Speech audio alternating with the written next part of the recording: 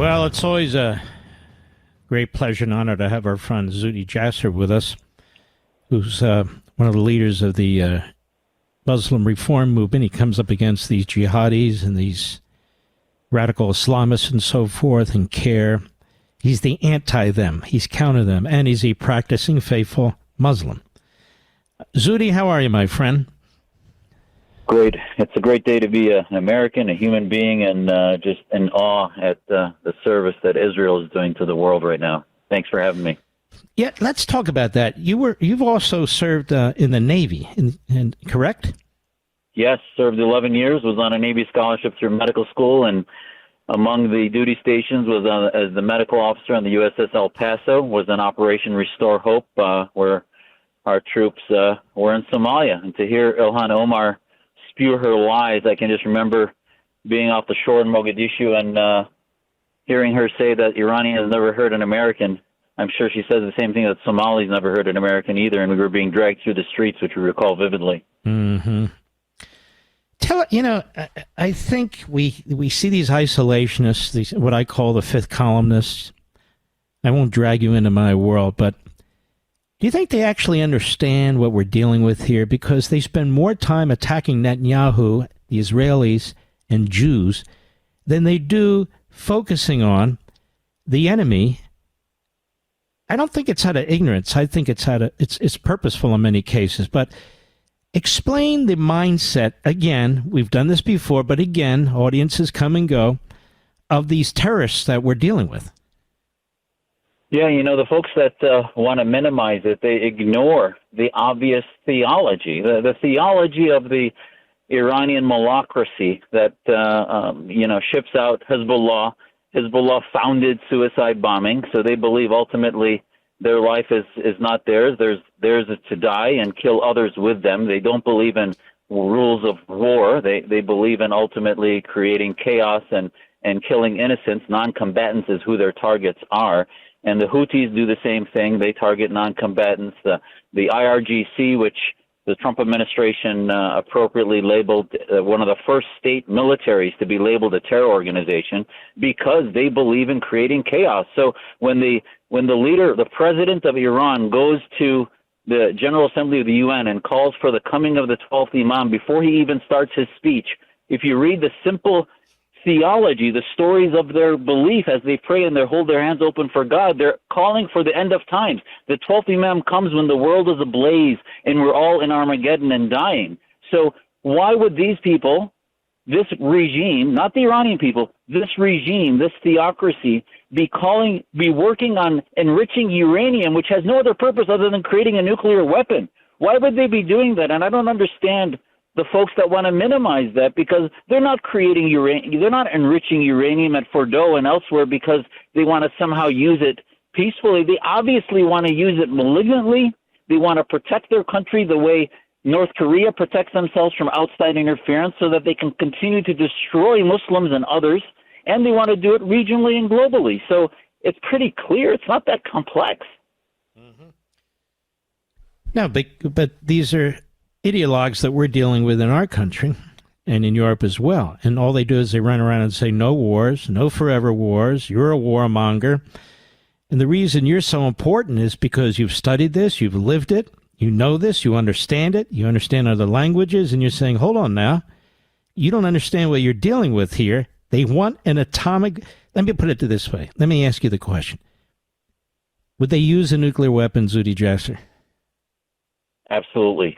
Individual suicide from Hezbollah and Houthis becomes national fratricide for an 86-year-old geriatric Khomeinist who believes that he was somehow decided to determine the fate of his entire cult and take the Iranian people with him, no different than Jim Jones did.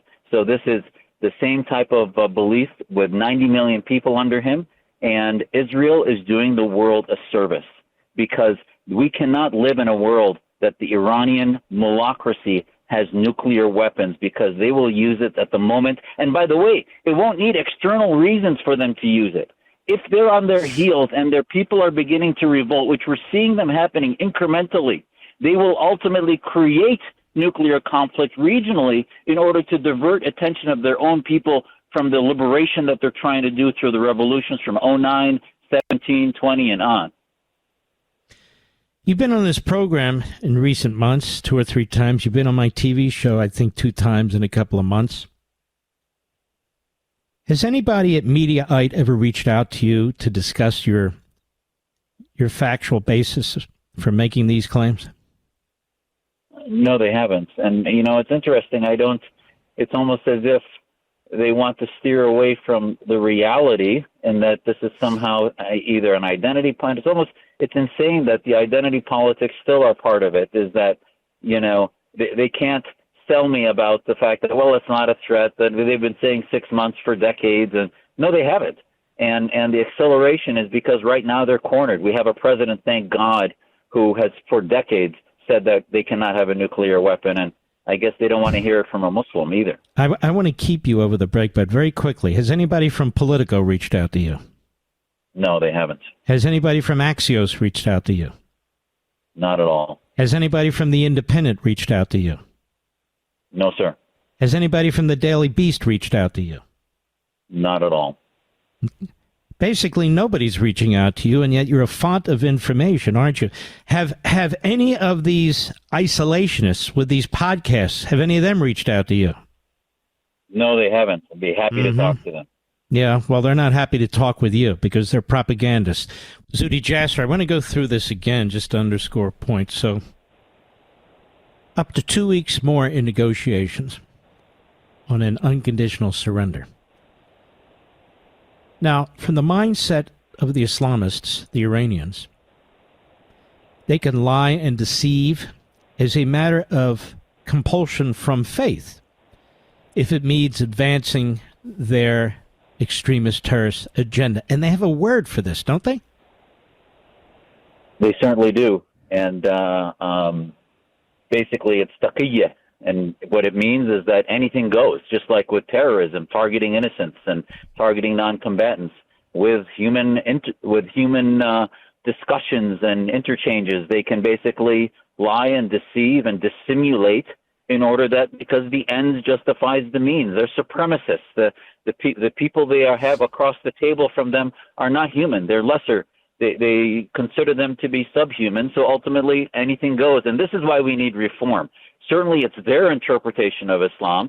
I raise my kids in a way that we say the exact same thing at our dinner table that we do on your program or that I do anywhere, and I hold my kids and my family accountable to that. So that's the reform that needs to happen. And if people don't believe me about Islam, Western democracy didn't come bloodlessly. You had 10, 15 million people dying in the 30 Years' War, which was about religion, which was about reform that was necessary. So Western history took 1,789 years until you had a document that actually rendered unto Caesar what is Caesar and unto God's what is God.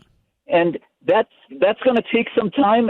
And God bless Israel for protecting Muslims and humanity from the theocracy and giving them basically a locked-in firewall against any reform or change within an accountability by getting that nuclear weapon. And Israel should make sure, and that's what it's doing, that another Holocaust does not happen, because it is the death to America, the little Satan versus the great Satan. It's not only about Israel. We have hundreds of thousands of Jewish Americans and others that are in Israel. Those are citizens. So I don't understand how they say this isn't our conflict. It certainly is, and we're being threatened directly. And Israel's fighting for the world, not just for Jews, as you point out, for freedom. They're fighting for Muslims who want to be freed from this regime. They're fighting for Arab states that are too cowardice to come out and support Israel, but they want this regime taken out too. And 80% of the American people want these nukes destroyed. They want these nukes destroyed.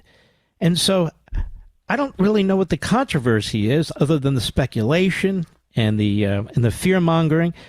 This is not Iraq. It's not Afghanistan. As Guy Benson has pointed out beautifully in his piece, these are targeted hits that Trump is known for, whether it's Soleimani, whether it's the bombings in Syria, that sort of thing.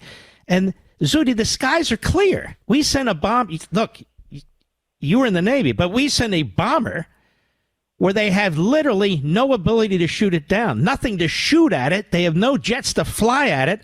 It's open skies. And the Israelis did that. And so if now is not the time, there's never going to be a time, is there?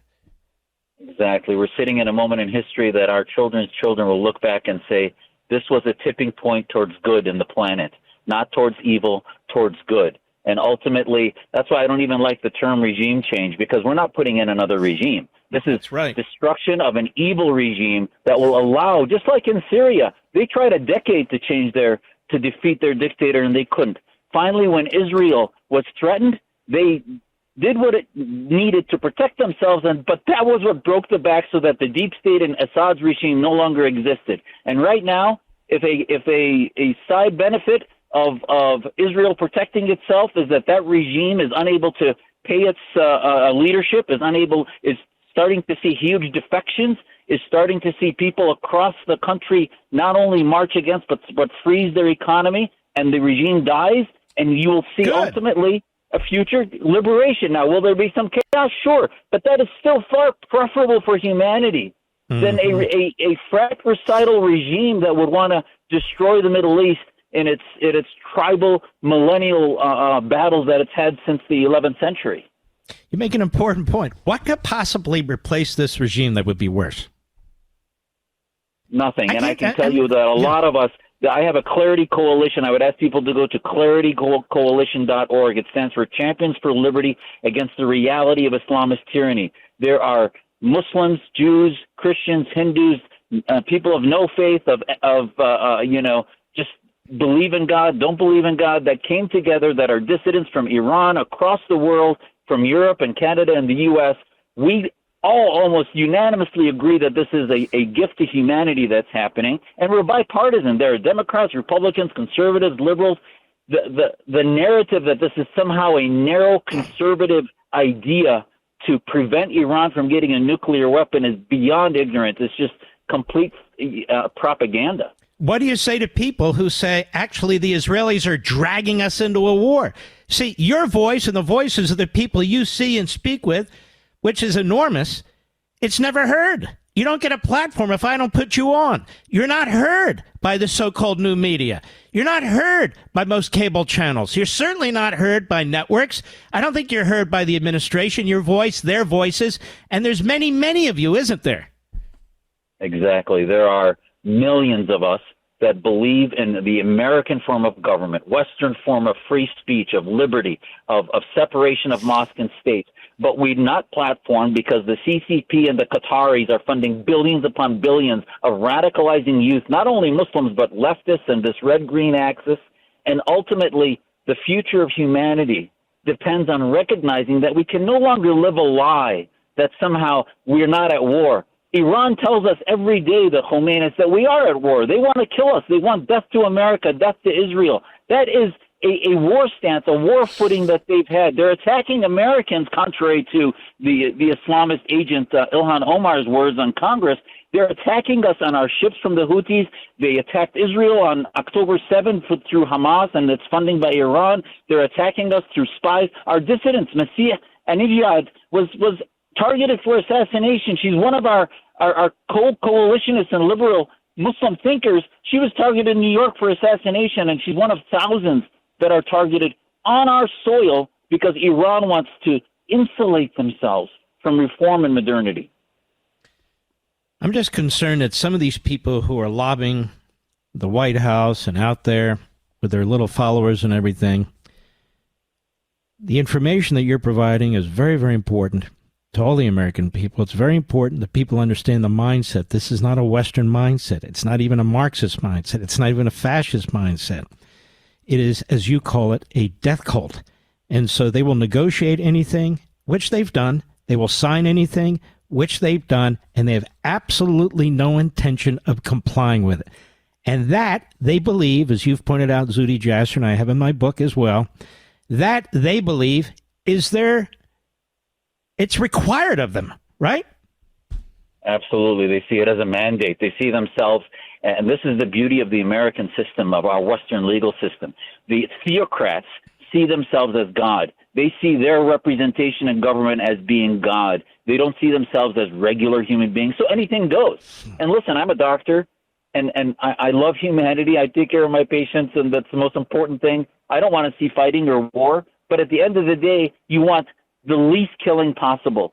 And preemptive strikes are far more ethical and far more moral than allowing some massive conflagration that could have obviously been prevented. That's why we take defense courses. That's why we have a Department of Defense, because you ultimately, to prevent war, sometimes that's the most peaceful method, is to prevent bullies, global death cultish bullies, from being able to get a nuclear weapon and threaten us. And I wish my friend Bernard Lewis was still alive. He wrote one of the greatest books, The Jews of Islam, and talks about the flourishing of Jewish thought at one time in Islam, when there used to be thousands of schools of Islamic thought, and now there's basically 3 across the planet, and that's it. And this is a new and could be the beginning, the first step in, could be some chaos, but ultimately the first step towards modernity, which is making sure theocrats like the Iranian regime do not have the means to lock their population in with a nuclear weapon.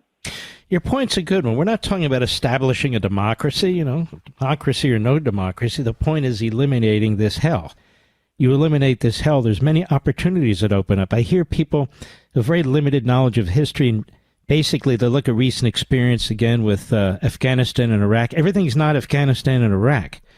And the Persian people in particular, the Persian people are not used to this kind of theocracy. That's not what they're used to. These people, for the most part, they were capitalists. For the most part, they were professionals or well-educated, even if they didn't go to colleges and so forth. They weren't third worlders, were they? They weren't. And listen, the evolution needs to be, they need to be given their space. There were many mistakes in Iraq and Afghanistan, and certainly it is not our role to build nations. They should build themselves. And many of us have learned many lessons of what happened in Iraq and Afghanistan, but it's very different. Syria, there's no doubt. I've got family there. There's no doubt they have a jihadi regime, jihadis in suits running their country right now. But they're going through the same evolution. Iran had a royal family, had a Shah. They went away from that monarchy to saying, oh, let's try Islamism. And now after 50 years, 46 years of that, they're realizing they will never go back to that or their monarchy. And that's part of the normal. The West went through the same evolution through monarchies and then theocracy and then now obviously liberal democracies. And this is the same type of evolution that as long as they stay with their own internal threats, their populations can deal with it and will go through multiple revolutions. But when they have external threats, we have a duty as Israel not only to protect itself, but the world benefits from making sure that bullies, global bullies, don't have nuclear weapons to take us all with them. We're going to be reaching out to you again to come on Sunday, so I'm hoping you can make yourself available on Life, Liberty, and Levin. It's very, very important, particularly now. People keep talking about diplomacy and negotiation. I'm not talking about the president. I'm talking about all these other people who keep pressing for it and pressing for it and pressing for it. They're on TV, they're on radio, they don't know what the hell they're talking about, they don't know what the hell we're up against, and then they just keep throwing out bromides like, well, what about Iraq, and what about Afghanistan, and forever was. And I'm going, my God, how stupid are these people? All right, Zuhdi Jasser, thank you, brother. You take care of yourself. Will do. Bless you. Thanks, Mark.